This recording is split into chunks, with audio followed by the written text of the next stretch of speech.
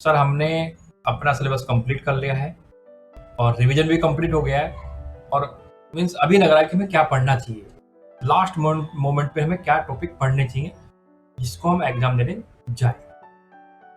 तो आप सभी को मैं यही बोलूंगा, सबसे पहले wish you all the best. आपने सब कुछ अच्छे से पढ़ा है, ठीक है, सब कुछ आपने अच्छे से कवर किया है। बट एक जो वीकनेस मैंने देखी है स्टूडेंट्स की जनरली रह जाती है, क्योंकि हम हाई लेवल की चीजें पढ़ लेते हैं एमएससी में या फिर नेट में जो आने वाली चीजें पढ़ लेते हैं, लेकिन ट्वेल्थ वाली चीजें कहने के हम वीक पॉइंट छोड़ देते हैं। जैसे कि यदि मैं आपको बताऊं यहाँ पे कि यदि हमें ग्रुप थ्योरी पढ़ना है तो सेट सबसे ज्यादा इंपॉर्टेंट होता है और सेट के एलिमेंट जो हम डिफाइन करते हैं, ठीक है, वो कैसे निकालते हैं। कि हम लीनियर अलजेब्रा की बात करते हैं, यदि बेसिस या डायमेंशन पूछा जाता है तब भी आपको एक सेट की फॉर्म में दिया जाता है मैट्रिक्स। तो वो एलिमेंट हम कैसे निकालेंगे, मैट्रिक्स के एलिमेंट कैसे होंगे। मीन्स सेट को डिफाइन करना ही सबसे जरूरी है यदि आपको ग्रुप थ्योरी लीनियर अलजेब्रा में कुछ क्वेश्चंस करने हैं। यदि हम रियल में चले जाते हैं तो लिमिट का क्वेश्चन पूछा ही जाता है।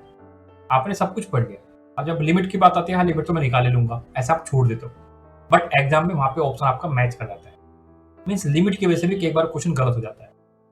यदि हम बात करते हैं फंक्शन के डोमेन और कोडोमेन पे, वहां पे बहुत ज्यादा क्वेश्चन डिपेंड करते हैं कि फंक्शन का डोमेन क्या होगा, कोडोमेन क्या होगा। तो वहीं से फंक्शन का पता चलता है ना कि फंक्शन का नेचर कैसा होगा, कंटिन्यूसी या डिफरेंसिबिलिटी, या फिर हम फंक्शन इंक्रीजिंग डिक्रीजिंग या हम यूनिफॉर्म कन्वर्जेंस चेक करते हैं। तो ये मीन्स कुछ बेसिक चीजें हैं, बेसिक फंडामेंटल है जो आप पढ़ सकते हो लास्ट मोमेंट पे, जो मैंने आपको यहाँ पे बताने की कोशिश की कि हम लिमिट की बात करते हैं, लिमिट हमारा ओडी पीडी में भी अप्लाई होता है। फंक्शन इंक्रीजिंग एंड डिक्रीजिंग होगा, वाई एक्स इंक्रीजिंग होगा, ठीक है, एक्स टेंड्स टू समथिंग ऐसा लिखा होता है ना ओडी के अंदर, ऐसे सेम पीडी के अंदर भी आता है। मीन्स लिमिट वाला कंसेप्ट और मीन्स कंटिन्यूटी वाला कंसेप्ट भी बहुत ज्यादा पूछा जाता है, इवन तो डिफरेंसिबिलिटी पूछी जाती है ओडी के अंदर। तो ये जो बेसिक चीजें हैं इन पर आपको यहाँ पे रिवीजन कर लेना है। बहुत ज्यादा जितने क्वेश्चन सोल्व होगे, अभी आप क्वेश्चन सोल्व मत करें, अभी आप कुछ मत करें। यदि आप गेट का एग्जाम दे रहे हैं, मीन्स एग्जाम से 2 या 3 दिन पहले तो आपको सिर्फ बेसिक फंडों पे बेसिक फंडामेंटल पे फोकस करना है और मीन्स सपोर्टेड हीरो पे फोकस करना है। आप हीरो बनने जा रहे हो ना, आप हीरो हो ना, आप हीरो हो नहीं हो, तो आपके जो सपोर्टेड हीरो हैं उन पे आपको फोकस करना पड़ेगा। डिफरेंशिएशन क्या होता है, इंटीग्रेशन क्या होता है, ठीक है, स्पेशल फॉर्मूले हमारे पास होते हैं लॉगरिथम फंक्शन के, ट्रिग्नोमेट्री फंक्शन के। साइन ए प्लस बी आपको याद नहीं है तो आप कैसे क्वेश्चन कर पाओगे, क्योंकि कहना कहीं फंस जाता है बीच में।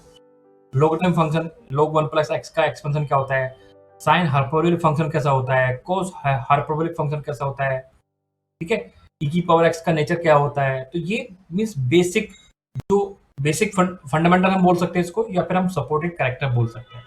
सपोर्टेड कैरेक्टर में हम सिर्फ फॉर्मूलों को रखते हैं, बेसिक फंडामेंटल में हम पूरा थ्योरी डेफिनेशन भी रख सकते हैं विद काउंटर एग्जाम्पल, ठीक है। तो ये मैंने आपको यहाँ पे बताने की कोशिश की है कि आपने सब कुछ तो पढ़ लिया, लेकिन 2 से 3 क्वेश्चन इन बेसिक कंसेप्ट पे भी पूछा जाता है। स्पेशली लिमिट का तो क्वेश्चन तो हर बार पूछा जाता है, आपको पता होगा, ठीक है। और चाहे हम लीनियर अलजेब्रा की बात करते हैं, मैट्रिक्स हमें पता है, डिटरमिनेंट निकालने में हम गलती कर रहे हैं, ठीक है, सिस्टम ऑफ इक्वेशन का हम सोल्यूशन निकाल रहे हैं, वहां पे हम गलती कर रहे हैं। तो मीन्स आप हाई फाई चीजें अभी रिवाइज ना करें, मीन्स ऊपर वाली चीजें रिवाइज ना करें, बहुत हाई लेवल के क्वेश्चन ना देखें। मीन्स जो बेसिक चीजें हैं आप वहां पे रुकें।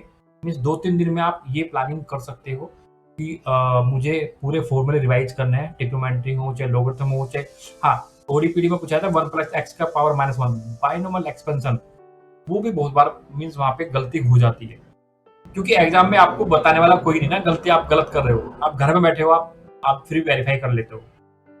एग्जाम में आपने sine c plus sine d का फॉर्मूला गलत लगा दिया तो वहां पे आप कुछ नहीं कर पाओगे। हीट वेव लाप्लास क्वेश्चन आप जब सोल्व करते हो, ठीक है।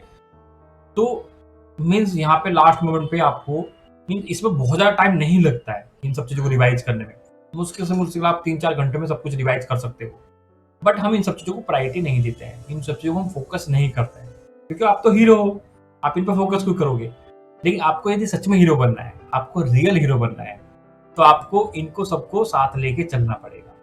सपोर्टेड कैरेक्टर को, कुछ बेसिक फंडामेंटल जो हमारे 12th के होते हैं उनको आपको साथ लेके चलना पड़ेगा, सबको बुलाना पड़ेगा कि मेरा एग्जाम है भाई, मेरा साथ दो, आप मेरे साथ चलो, हम अपने सपने पूरे करेंगे।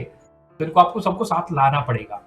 तो यहाँ पे आप सभी को एडवाइस यही है कि हम बहुत सारी चीजें पढ़ लेते हैं ऊपर वाली, लेकिन छोटे छोटे कंसेप्ट हमारे जो मीन्स क्वेश्चंस के बीच में यूज होते हैं, मीन्स क्वेश्चन के कंसेप्ट नहीं होते वो, बस क्वेश्चन कंसेप्ट अप्लाई करने के लिए या तो यूज होते हैं, या फिर हम क्वेश्चन अप्लाई करने के बाद जब हम कैलकुलेशन जो हम करते हैं, कैलकुलेशन में कहने के यूज होते हैं, ठीक है।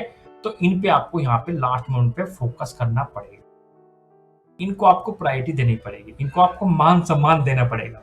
जब इनको आप मान सम्मान दोगे तभी आपके माइंड में रहेंगे ये, अदर आपको निकाल देंगे बाहर, ये ध्यान रखना ये बात, क्योंकि ये छोटी-छोटी चीज़ें बहुत बड़ा इफ़ेक्ट डालती है एग्ज़ाम के अंदर।